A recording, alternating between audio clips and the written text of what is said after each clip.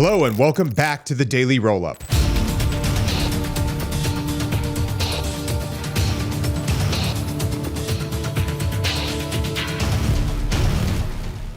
So while demonstrations outside of the ICE building in Portland, Oregon are not unusual and have been happening on a nearly daily basis since this past summer and even beforehand, things seem to have escalated a little bit on September 28th and 29th when there were hundreds of people gathered outside of the ICE facility, which led to some rising tensions, but still no major violence. The crowd even began to dwindle down in the evening, though some videos captured some heated exchanges between federal employees and some of the Antifa protesters, and even like a pro-MAGA counter-protester that showed up there, which was kind of ballsy considering how many people were there. But anyway, prior to this, on September 26th, Oregon Governor Tina Kotek and Portland Mayor Keith Wilson held a joint press conference urging residents to, quote, "don't take the bait" and remain calm in the face of federal buildup. Now, this is just because the Department of Homeland Security is making a pretty big push in some of these larger cities like Chicago, in Michigan, and in Oregon to enforce immigration laws out there. By early 29 September, Black Hawk helicopters were even reported circling the ICE facility in support of the ground units, which is just heightening the tensions up there.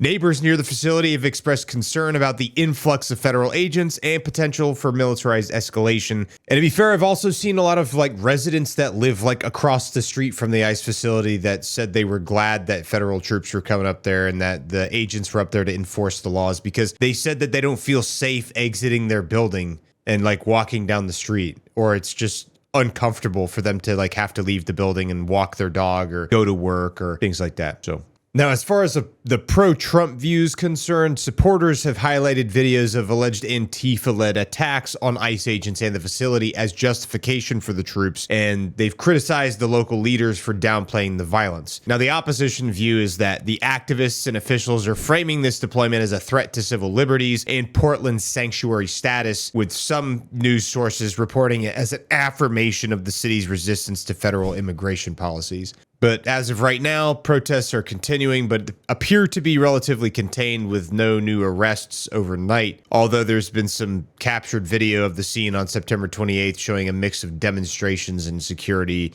Either way, the situation remains fluid with potential for further developments, especially as federal, National Guard troops arrive. Because, the Secretary of War put out a memorandum for the Adjutant General for the Oregon National Guard through the Governor of Oregon on 28 September 2025, this is when he was signed. He said this memorandum further implements the president's direction. 200 members of the Oregon National Guard will be called into federal service effective immediately for a period of 60 days. So 200 National Guard members from the Oregon National Guard are getting mobilized for 60 days at the ICE facility to protect federal property and federal buildings and federal people, federal employees. Says the chief of the National Guard Bureau will immediately coordinate the details of the mobilization with you in coordination with the chairman of the Joint Chiefs of Staff and commander, U.S. Northern Command. The mobilized service members will be under the command and control of the commander, U.S. Northern Command. So I would suspect that after these 200 members of the Oregon National Guard get there, that things might escalate a little bit, because that's going to essentially the Antifa folks and the folks that are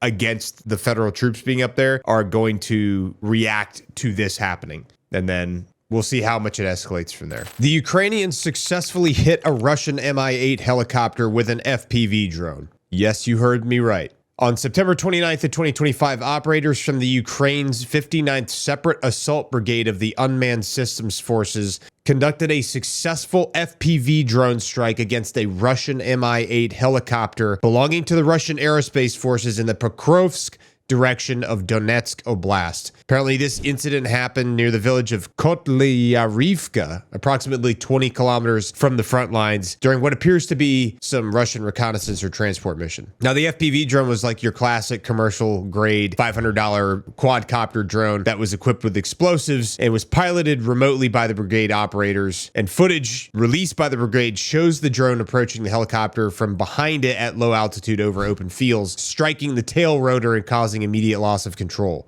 And then a secondary impact ignited the fuel tanks, sending the Mi-8 into a spiral and enveloping it in flames as it crashed into the ground. Despite the helicopter catching fire mid-air, the Russian pilots demonstrated some pretty serious skills by auto-rotating the damaged aircraft into a controlled emergency landing in a field. And then Ukrainian infantry from nearby units quickly approached the crash site and evacuated the crew, reportedly 2 pilots, without resistance or casualties on either side in the immediate aftermath. Now, that's a pretty rare thing, having a soft landing with a helicopter as it's crashing down. Now, the helicopter is a total loss, but the 2 pilots survived, which is surprising. My name is Captain Dylan Blaha, and this message is for all U.S. military service members, especially every general and admiral meeting with Pete Hegseth on Tuesday. I'm a 13-year U.S. Army veteran who served in Afghanistan and wrote war plans while stationed at U.S. Army Europe. This morning, Donald Trump directed Pete Hegseth to deploy the U.S. military to Portland, Oregon. This is the latest illegal attempt to normalize the use of the military in U.S. cities. He authorized the military to use, quote, full force. This is authoritarianism.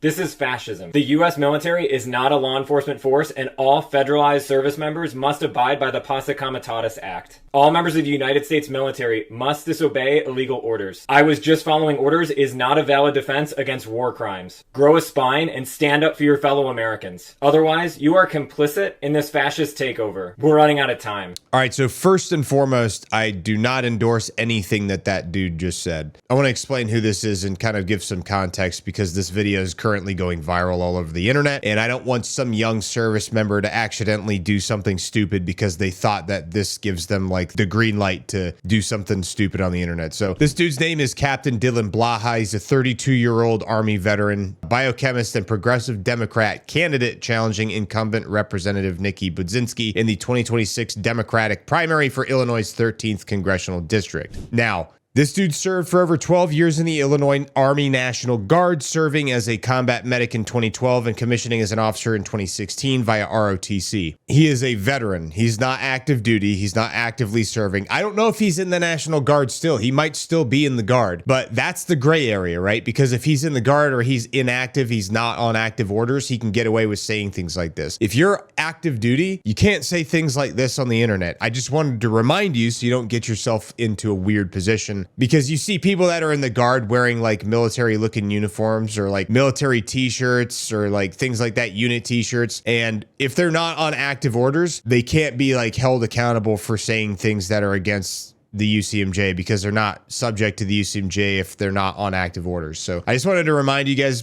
please don't make political statements in uniform. You're gonna get in trouble. If you're active duty, you're gonna get in trouble. I know it seems like when you see videos like this, you're like, and the guy introduces himself by his rank and stuff like that, and then makes a like super wide political statement. You're like, oh, that must be okay.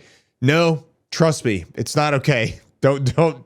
If you're active duty, don't make political statements in uniform. It's just the easiest way to avoid getting in trouble. I just figured it would be good to clarify that with all of you out there in case some young service member sees this video and thinks that that gives them the green light to just do that stuff. I don't want you to get in trouble. Like, it's okay for you to have opinions on whatever side of the spectrum you feel like. That's completely all right. You're allowed to do that. You just can't voice your opinion in uniform about politics, because the military is supposed to be a nonpartisan organization, even though it gets politicized all the time, unfortunately. But either way, just wanted to make that video for context. I think that's good to post for clarification. And yeah, not going to give my opinion on what he says. Obviously, like, yeah, just be careful what you're posting on social media is all I'm saying, man. And know, like, understand what the orders and directives about political content are on the internet, because I don't want you to get in trouble for no reason. So keeping in line with one of their broader strategies of targeting critical energy infrastructure, Ukrainian forces targeted a Luch electrical substation in the Belgorod region of Russia on September 28th of 2025. Apparently, explosions were reported around 6:30 p.m. local time in Belgorod city, and they hit the Luch facility directly with missiles, possibly including U.S.-supplied HIMARS systems.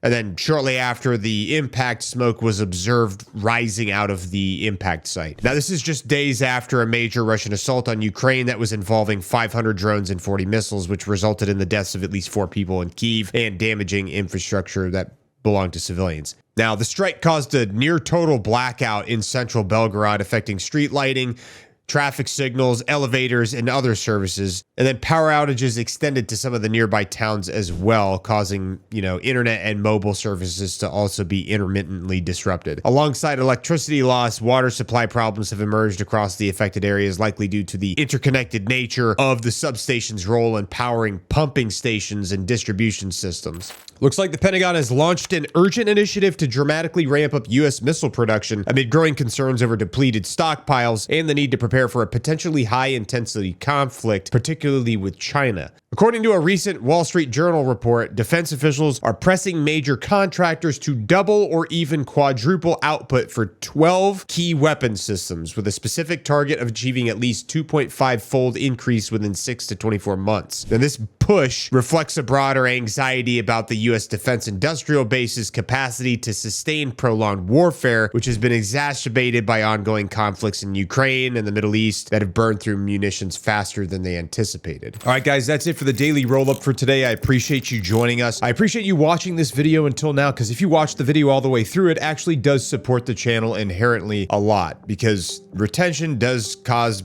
YouTube to want to boost it in the algorithm for some reason. So another way you can help support the channel is if you like this video, if you leave a comment in the comment section below, and you share this video with your friends. So please let us know what you thought about this video in the comments below, and we will see you in the next video.